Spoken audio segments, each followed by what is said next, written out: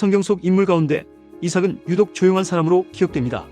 야곱처럼 계산하지도 않았고 요셉처럼 극적인 반전의 인생을 살지도 않았습니다. 그래서 어떤 이들은 이삭을 신앙적으로 덜 입체적인 인물로 오해하기도 합니다. 그러나 성경을 천천히 읽어보면 이삭은 결코 얕은 인물이 아닙니다. 오히려 이삭은 말이 적고 행동이 크지 않기에 그의 믿음은 더 깊고 단단하게 다가옵니다. 특히 오늘날 교회 안에서 흔히 말하는 모태신앙이라는 주제를 가장 진지하게 성찰하게 만드는 인물이 바로 이삭입니다. 이삭은 태어날 때부터 믿음의 중심에 있던 사람입니다. 그는 하나님의 언약이 가정 안에서 어떻게 살아 숨쉬는지를 보고 자랐습니다. 아버지 아브라함은 제단을 쌓았고 어머니 사라는 하나님의 약속을 이야기하며 웃음과 눈물의 신앙을 살았습니다. 이삭의 출생 자체가 기적이었습니다. 인간적으로는 불가능한 상황에서 태어난 이 아이의 존재는 그 자체로 하나님은 약속을 지키신다는 살아있는 증거였습니다. 그래서 그의 이름이 웃음이 된 것은 우연이 아닙니다. 의심의 웃음이었고 결국은 기쁨의 웃음이었습니다. 이처럼 이삭은 전형적인 모태신앙의 환경에서 자랐습니다. 집안에는 하나님의 이야기가 자연스럽게 흘렀고 믿음은 설명해야 할 교리가 아니라 삶의 공기였습니다. 그러나 성경은 우리에게 분명히 말합니다. 모태신앙은 출발점이지 결론이 아닙니다. 이삭의 신앙이 진짜로 시험받는 순간은 그가 스스로 선택해야 했던 모리아산에서 찾아옵니다. 모리아산 사건은 흔히 아브라함의 믿음만을 강조하는 본문으로 읽힙니다. 그러나 이 사건을 이삭 없이 이해하는 것은 불가능합니다. 이삭은 아무것도 모르는 어린아이가 아니었습니다. 장작을 치고 산을 오를 만큼 자랐고 제사가 무엇인지 알 만큼 신앙 교육을 받은 사람이었습니다. 그는 산을 오르며 묻습니다. 불과 나무는 있으나 번제할 어린 양은 어디 있나이까? 이 질문은 단순한 호기심이 아니라 상황을 인식하고 던진 신앙적 질문이었습니다. 무엇보다 중요한 사실이 있습니다. 이삭은 충분히 저항할 수 있었습니다. 아브라함은 노인이었고 이삭은 장성한 아들이었습니다. 물리적 힘으로만 보면 그는 얼마든지 도망칠 수 있었습니다. 그러나 성경은 이삭이 몸부림쳤다는 기록도 도망쳤다는 기록도 남기지 않습니다. 오히려 아주 담담하게 그를 결박하여 제단 위에 놓았다고 기록합니다. 이 침묵이야말로 이삭의 믿음을 말해줍니다. 그는 아버지의 신앙에 끌려간 희생자가 아니라 하나님 앞에서 자기 자신을 드리는 순종의 동역자였습니다. 이 지점에서 우리는 모태신앙의 본질을 다시 묻게 됩니다.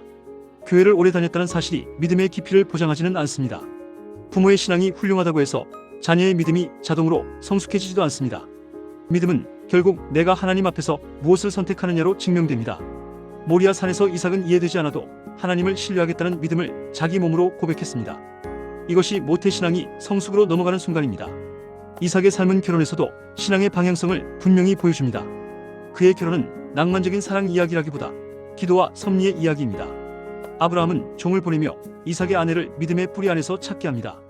그 과정에서 등장하는 리브가는 우물가에서 낯선 이를 섬기며 낙타에게까지 물을 길어주는 모습으로 자신의 인격과 삶의 태도를 드러냅니다. 이 만남은 우연처럼 보이지만 성경은 분명히 기도의 응답으로 묘사합니다.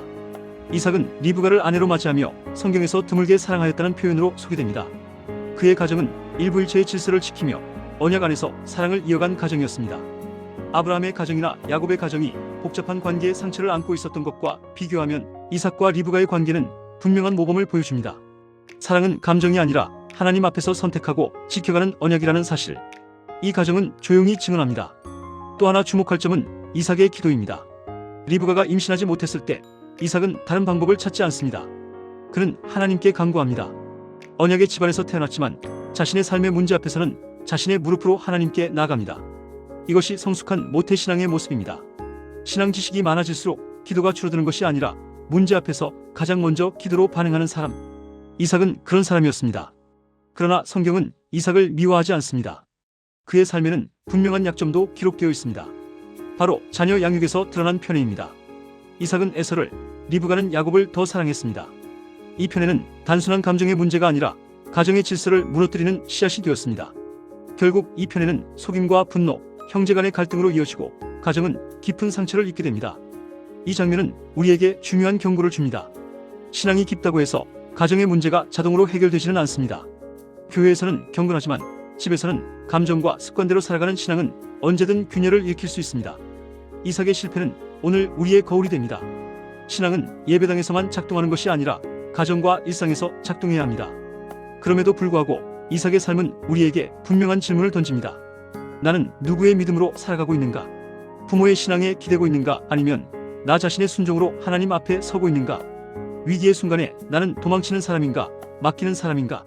사랑과 가정, 자녀 양육의 자리에서 나는 신앙의 원칙을 지키고 있는가?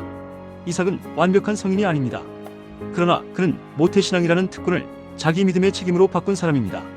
그는 아브라함의 아들로만 남지 않았고 이삭의 하나님이라는 이름으로 기억되는 신앙인이 되었습니다. 그의 삶은 이렇게 말합니다. 신앙은 태어남으로 시작할 수 있지만 순종으로 증명됩니다. 오늘 이삭을 묵상하며 우리도 스스로에게 물어야 합니다. 나는 지금 누구의 믿음으로 살고 있는가? 그리고 이렇게 고백할 수 있기를 바랍니다. 주님, 믿음의 환경 속에서 자랐지만 이제는 제 믿음으로 주님께 순종하며 살게 하소서. 이 고백이야말로 모태신앙이 성숙한 신앙으로 열매 맺는 자리일 것입니다.